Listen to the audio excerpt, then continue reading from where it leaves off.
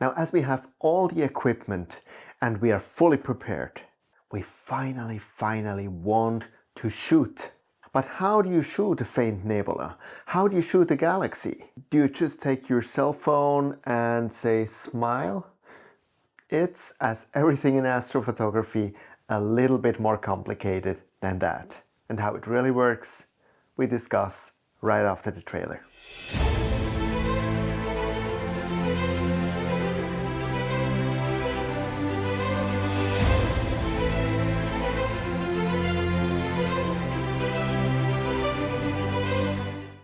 So shooting theory is the topic of today.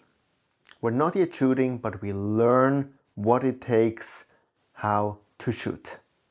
And we will go through a lot of types of exposures that we have to take. And we start with the lights. And the lights are nothing more than we would do in regular photography. These are exposures of our target. But there are some differences. And the first is the format. While we usually deal with JPEG, with PNG, with TIFF files, when it comes to astrophotography, the usual format these exposures are stored in are FITs. But that shouldn't worry you. The software that you're using understands FITs file. In fact, it's made for these formats. The other big difference to regular photography is that we do not take one exposure, but a lot. How many? We will discuss in a second. Let's first of all discuss why we're taking so many photos of exactly the same object. And it has all to do with signal to noise ratio. Something I think I've already mentioned in one of the previous parts. So what is signal to noise ratio?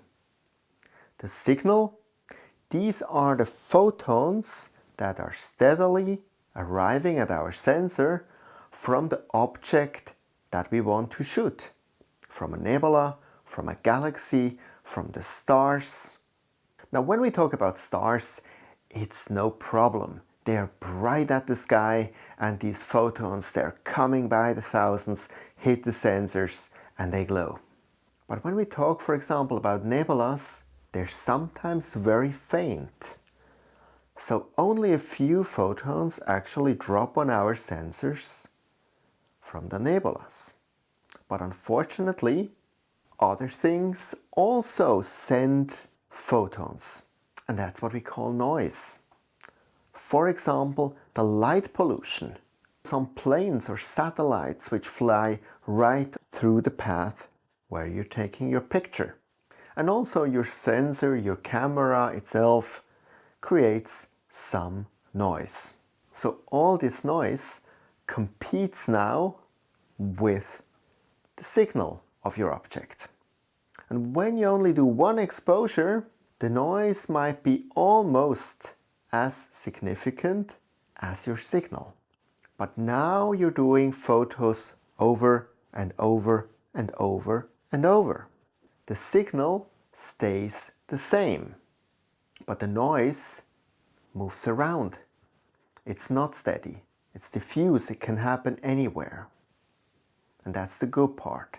And based on that, when we stack these pictures, so we put them all over each other, then the computer can actually calculate what is signal, what is noise, and put these things apart. And what stays, in the ideal case, is the signal. Now obviously this doesn't happen in a perfect way, and that's why we call it the signal to noise ratio.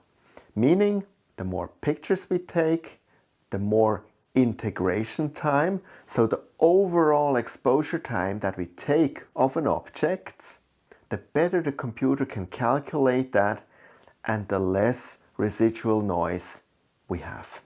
But obviously we can already prevent some noise from happening on one side with the cooled cameras. That's why we cool them, because the cooler the sensor is, the less noise it produces. And the other way is that when you're at a DSLR and you have your ISO setting, or you're at an astro camera and you have your gain setting, they're both about the same, there is always a sweet spot where you produce the least amount of noise. So it's important to find out the sweet spot and to utilize it. For DSLRs, it's usually at about an ISO of 800. For the astro cameras, look it up. Usually in the documentation, it's indicated what gain you should choose. And what we obviously also can do, what we also have already discussed, is use a light pollution filter so that we can keep a lot of this noise, the light pollution, already out. So now we have to know the integration time, the overall time we expose, and the exposure time of the individual subs, the individual pictures we're taking. Let's start with the exposure time. Should you shoot 10 seconds, a minute, 3 minutes, 5 minutes, 10 minutes? What is best? Now, first of all, it depends on your equipment. If you're shooting only with a star tracker, with an Alt-Az mount, you cannot go much higher than about 10 seconds. Otherwise, because of the field rotation, you're getting a mess. When you shoot with an equatorial mount, you can obviously go much higher. And then it really depends on the accuracy of your guiding in combination with the focal length of your scope. We discussed that already. The longer the focal length of your scope, the more accurate your guiding has to be. So while it might be very easy with a 200mm telescope to shoot for 10 minutes without any guiding, when you shoot with a 2000mm, even with a decent guiding, you might have to limit it to 1, 2, or 3 minutes because afterwards the thing gets blurry. So that's something to keep in mind. But let's assume you have perfect guiding, so that's not the limit. What should you do? Should you shoot a half an hour exposure? Probably not. First of all, the limit is always where something would be blown out. And with blown out, we mean when actually the sensor capacity for the photons are reached at a point. For example, with the stars. When the starlight fills up the whole sensor capacity so that they're pure white. That's not a good situation. And the brighter the object is, the higher the chance that anything would blow out. But with modern sensors, it takes quite a lot until this happens. So there's some people which propagate that it makes perfect sense to shoot 10-minute exposures because you have less exposures and so it's easier to stack, because stacking might take quite a lot of time. But I would disagree here. Personally, I find that the sweet spot is somewhere around 3 minutes. Why is that? If you go too short on the exposure time, there might be some faint details of a nebula where just not enough photons actually hit the sensor within your exposure time that they can be detected. So no processing afterwards can recover them because they're not on the sensor. But what if you go higher, 5 minutes, 10 minutes?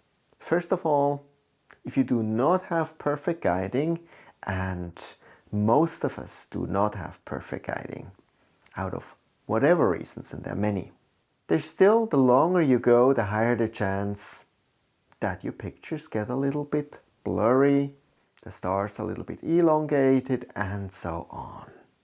But from my point of view, there's even a much more convincing reason. It might happen to you that a plane flies right through your object. This sub is gone, destroyed. You cannot use it. Or you have a cat which finds it funny to jump at the tripod. Or you're as clumsy that you actually bump into your tripod. Or there's some wind which suddenly appears. Or anything like that. When that happens, one sub is destroyed. You lost it. If you have your subs at 3 minutes, 3 minutes of your night time are lost. If you have your subs at 10 minutes, 10 minutes of your night time are lost. So bottom line is, going higher than 3 minutes will have no beneficial effect except that you're faster at stacking. But the risk that you lose exposure time throughout the nights because of all these examples I gave and way more is much bigger. And by the way, these 3 minutes, they're mostly for nebula. If you, for example, shoot a star cluster or a galaxy, you might actually go with 1 minute exposures. But at the end, it's always a feel. This is no exact science. But now let's discuss the integration time. So the overall exposure time of all your subs together. Now also this is a heavily discussed topic, and you find rather recently released videos about this with very different approaches about how signal to noise ratio and with it the exposure time can be calculated. But there's a few things that we know. First, the faster your scope, so the lower your f-stop, the less integration time you need. And the other thing you need to know, that the integration time has to increase exponentially to double your signal to noise ratio. Which means at a certain time, the law of diminishing returns comes into play. So that's a lot of word salad, but what does it tangibly mean? It means if you have about an average scope with an f-stop between 6 and 4, something like that, start with about 5 to 6 hours integration time. Process it and have an honest look at it. If you feel there's still a lot of noise, move it up to about 10 hours integration time. Have a look again. And there's a little tip. You can always shoot more. It's not like that once you have stopped, the night is gone by, you have processed your picture, this thing is a done deal. You can the next night go again if there's no cloud, shoot the same target again, and put these two batches together and do it for a third night. Nobody's stopping you. That's working. So as always, these are just starting points that I'm giving you here. The rest you have to figure out yourself through experience. Also, what are your quality standards? Do you rather compromise on the quality? But especially at the beginning, you have the possibility to shoot a lot of different objects which you can show around. Or is it important to you from the beginning to have a top quality? There's no right or wrong. This is really up to you. Now when we talk about lights, there's a few more things we have to touch. First of all, we have the traditional RGB shooting with a color camera that happens every time you simply shoot without a filter in front of it or a simple light pollution filter in front of it. In mono it happens when you use the R, G and B filters. Then you have narrowband shooting with the color camera that happens if you put a dual narrowband filter in front of your camera. And in mono it happens if you put dedicated HA, O3, S2 filters in front of your camera. A recommendation from the start: whenever you shoot an object in narrowband, still shoot about 20 exposures. They can be just about half a minute long of the same region in RGB and use them for the stars. Because stars in narrowband, they're ugly. They're usually magenta or greenish. They're yucky. There are ways how to get them approximately okay. But if you have a chance to really shoot the stars as they should be in RGB, do it. It doesn't take a lot of time, it doesn't take a lot of effort. It will bring the best out of your pictures. You will also be approached in some tutorials by luminance. Some people shoot beside all these regular exposures also luminance exposures, which means in principle simply not putting a filter in front of your camera. I would suggest that you ignore that for the moment. I have a dedicated video about the importance or not importance of luminance. I will put that also in the description below if you're interested in. Last but not least, you will hear about dither and drizzle. When it comes to drizzle, we will look at that in a stacking part, which will be part 13. But dithering, just to mention it already, is when through the shooting you actually, for every exposure or every second exposure, you just move the scope slightly up or down, left or right. What happens with that is that the scope is not always dead on at the object. And so if the sensor has some pattern imprinted, this will be randomly distributed and so resolved. And how to enable that, we will look at the next part, part 12, when we do the shooting practice. With that, we have everything discussed about the light frames. And now we come to the calibration frames. Calibration frames actually offset certain patterns, effects, imperfections that happening through the sensor as well as the optical path. Now before I continue, let me tell you this. About a month ago, Queef, the Lazy Geek, has created an absolutely perfect video about calibration frames. And I obviously knew that I also had to cover that here. And I approached Queef and I asked him, how should I deal with that? Because obviously I look at your video, obviously I will actually use some stuff of it because, to be quite honest, this is the part of this training where I feel the least comfortable in. So it was a blessing in disguise to have this video of Queef, but also I felt kind of bad simply now to take the content and recycle it. So Queef told me, no worry, just do your thing, take what you want, but mention that you actually took it from me. So that's what I do here. So just to give you an overview, when we talk about calibration frames, we talk about dark frames, we talk about bias frames, we talk about flat frames, and we talk about dark flat frames. So 4 types of calibration frames, and we have to cover them all. And we start with the dark frames. So to tell it in a very easy way, dark frames are light frames, but with a lens cap on, which makes them dark.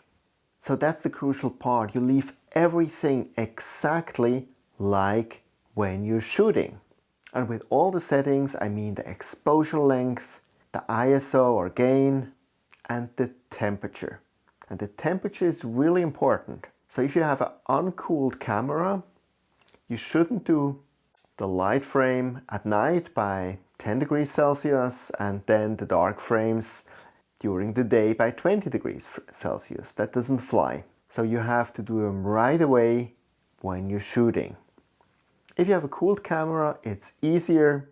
You simply put the setting, how much you want to cool down the camera at exactly the same point as you have set it for the light frames. So why are we actually doing these dark frames?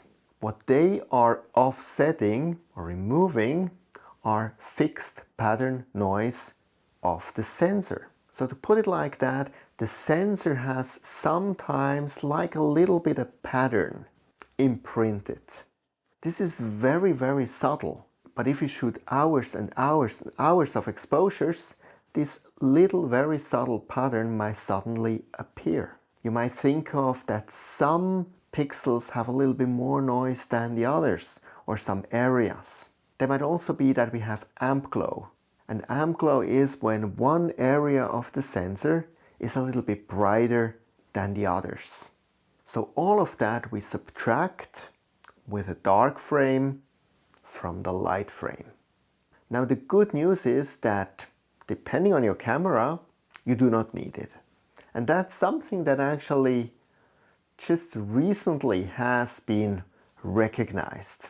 You need to create dark frames if you use a DSLR, or if you use an uncooled camera, or if you use a cooled camera who has amp glow. You might ask, so how do I know if my cooled camera has amp glow or not? First of all, if you use one of these cameras and sensors that I recommended in the camera part, they all don't have amp glow because they are very modern cameras. There are some older sensors which have amp glow. And if you enter your camera type and amp glow in Google, it most certainly will tell you if it has or not. But good for you to know if you have one of this very modern camera, a Cibo ASI 533, 585 or 2600, no problem at all. You do not need dark flames anymore. If you need it, just right after you finish your shooting, just take about 20, 30 of these dark frames.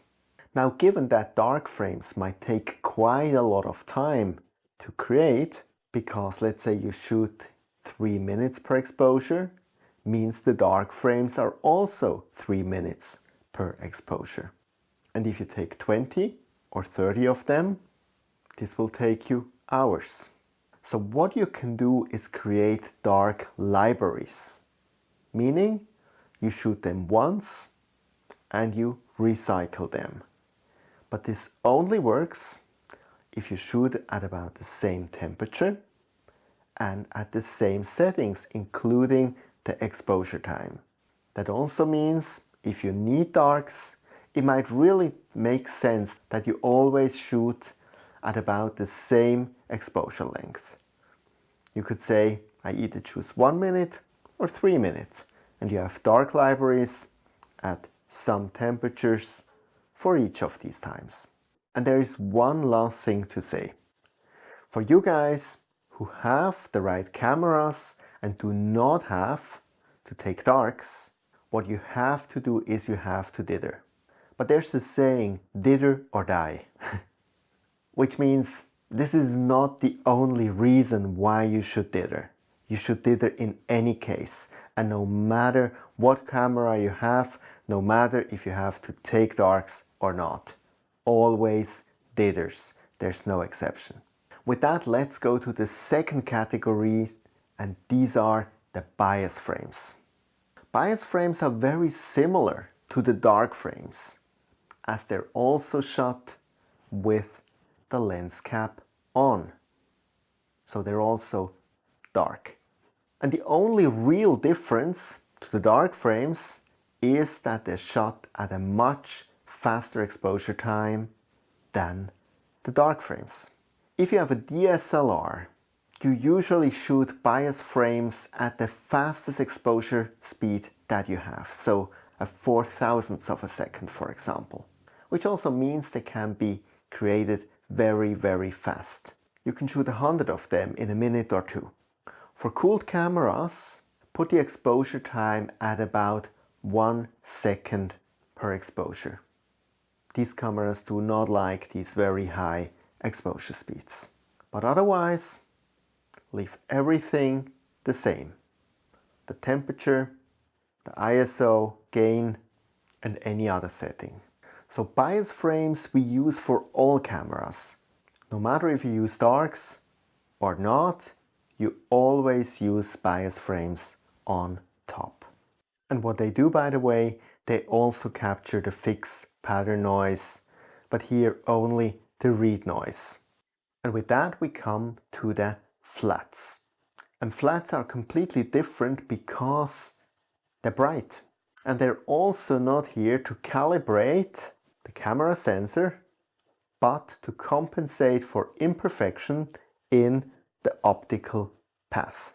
So that's on one side, the vignetting, the shades at the outer parts of the scope, but also any dust modes that you have mostly on your filters, on your camera sensor, on your flattener, on your reducer, anything like that.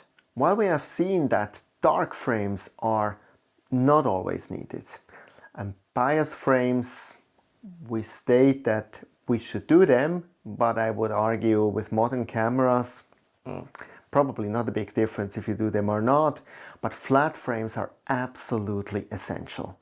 If you do not do flat frames, the vignetting or some donuts because of dust, you cannot get it away anymore. If you forgot to do flats, you might have lost everything that you did. Because especially if you do not use a filter wheel, and you sometimes have an open optical path, if the dust changes, these flats cannot be reproduced. There's no way to say later, oh, okay, I forgot, let's do them now. It's too late. The dust moved and you cannot repair it anymore. And that already opens this topic, how often should you do flats? If you use filters and you either screw them in manually or you use filter drawers, you have to create flats after each and every shooting session. Full stop. Because every time you take a filter in or out, the dust will move. New dust will be added. Old dust might be shaken off. If you're using an electronic filter wheel, you might actually recycle flats for half a year. I do that without any problem. It's a little bit risky because even in a filter wheel, if you shake, if you transport your scope, dust might fall off or might shift. But quite honestly, until now, I haven't had a problem with that. So how do you create flats? First of all, the same rules apply as with the dark and the bias. You have to leave the temperature at the same level. You have to leave the gain, the ISO at the same level. And then you have to shoot exposures which are about at a third of your histogram. Can be also in the middle. Queef says sometimes this creates issues. I usually do it in the middle, but you could also do it only about at a third.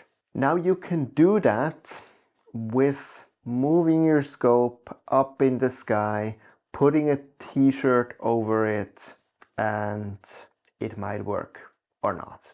Personally, there were some times when I did that. My experiences were rather mixed.